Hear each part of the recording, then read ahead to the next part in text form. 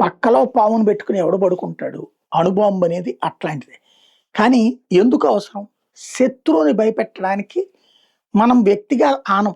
మన దగ్గర ఉన్న ఆయుధమే అంతది. ఒకప్పుడు భారతదేశాన్ని చులకనగా చూసిన ప్రపంచం ఇవాళ భారతదేశాన్ని సర్వసత్తాక శక్తివంతమైన దేశంగా చూస్తుంది.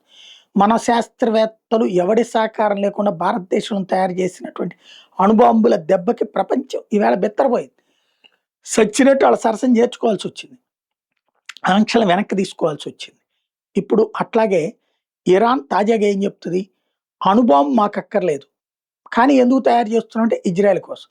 ఇజ్రాయెల్ దగ్గర అణుబాంబు ఉందంటే ఇరాన్కి డేంజర్ అంటది.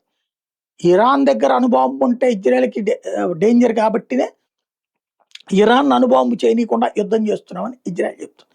ఇద్దరి దగ్గర అణుబాంబులు లేకుండా చేయగలిగే పరిస్థితి ఉంటుందా అంటే లేకపోవడం, ఎవరి మీద ఎవరికి నమ్మకం లేకపోవడమే ఇప్పుడు జరుగుతున్న యుద్ధానికి కారణం.